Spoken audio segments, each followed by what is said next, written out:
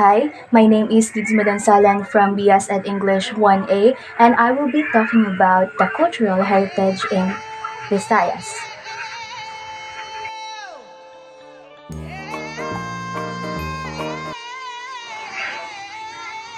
Aklan, which has in its fold the world-famous resort island of Boracay, is grooming its northwestern portion of nature and adventure tour. It is also home to the Kalintiao Shrine in Batan, which immortalizes the exploits of the pre-colonial chieftain, who promulgated the Code of Kalantiao, the first set of laws in pre-colonial Philippines. Off mainland Panay is the island province of Guimaras, popular for its sweet-tasting mangoes, hidden fine beaches, the Trappist monastery, and the epic Holy Week ritual Pagdaltal, which draws pilgrims across the country. It is now promoting an agri-ecotourism circuit anchored on its agricultural produce. So let's go now to Halaran Festival of Coffees. It is currently promoting farm tourism and community-based endeavors to give visitors a return to the basics experience when they're in town. And the next is the province of Iloilo takes pride in the massive fortress church of San Agustin in Miagao, a UNESCO World Heritage Site in the Santa Barbara Church where significant events of the Philippine Revolution took place in 1898. In Northern Corridor has secluded beach islands, while its central portion has a scenic mountains which are the domain of indigenous Bayan Bukidnon peoples. So let's go now to the cultural heritage in Luzon, and it is the Clarin Ancestral House, is the residence of the Clarin family, a prominent family of politicians from Loay, Bohol, Philippines. It dates back to 1844 and is a traditional Filipino bahay na bato with long slanting roofs covered in nipa leaves. It has a coral stone foundation, rough hewn wooden posts, wooden walls and floors.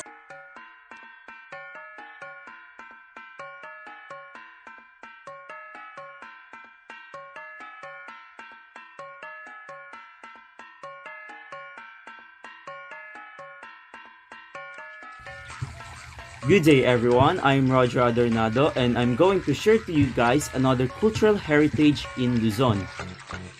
The Baler Church, or also known as the San Luis Obispo Parish Church. The first church of Baler was constructed in 1600s in the initiative of Fray Juan Francisco de San Antonio, the first parish priest. It was built by shacks made of bamboo and nipa.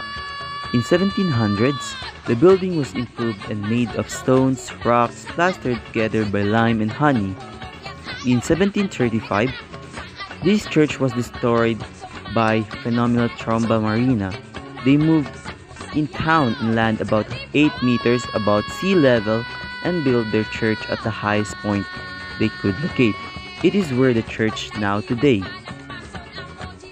The church was rebuilt in the middle of 1700s through hard and forced labor.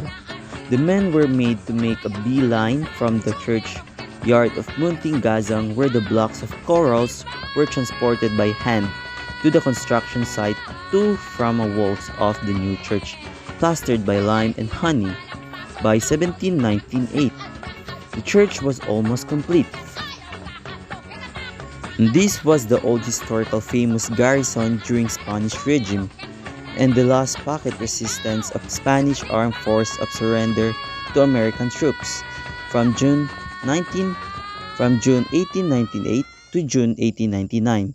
Aside from being legendary garrison of the Church of Baler, it became the house of famous La Campana de Baler, which brought the Baler in 17th century by Fray Jose Esparragoza.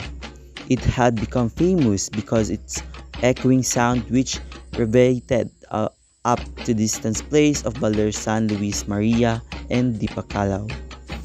In 1939, the church underwent major renovation through initiative of late President Quezon wife Doña Aurora Aragon Quezon, their family, friends, and cooperative effort of the townspeople.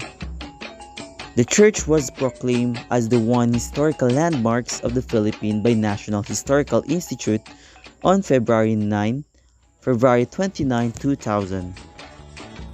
And now, let's move on to the Mindanao region.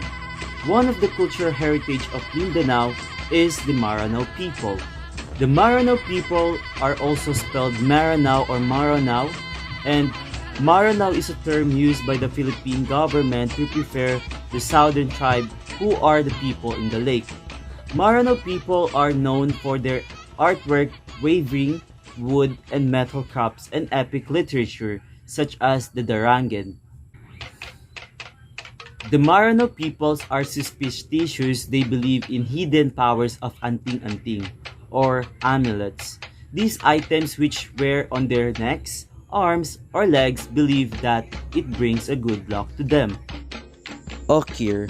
It refers the whole repertoire of false motif which consisting of plant forms that figures prominently in their artwork from weaving to carving to brass cast pieces. In all these forms, the Maranao are consistent in their motif which is the ochre design. Its design serves as the significant culture symbol, the malong. The Maranaos are also known for their gold and purple malong.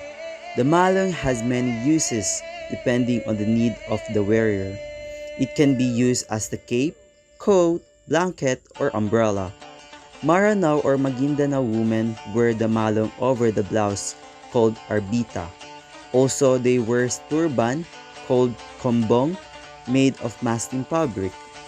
Maranao women wear special kinds of clothes which distinctly their own. The malong is the one of the dress material which can be used in many ways. Women wear its skirt, a dress, a blouse, or a gown. The rest of the family use it either as hammock or fruit basket or a sleeping bag or a bathrobe or a baby carriage or a simple market bag.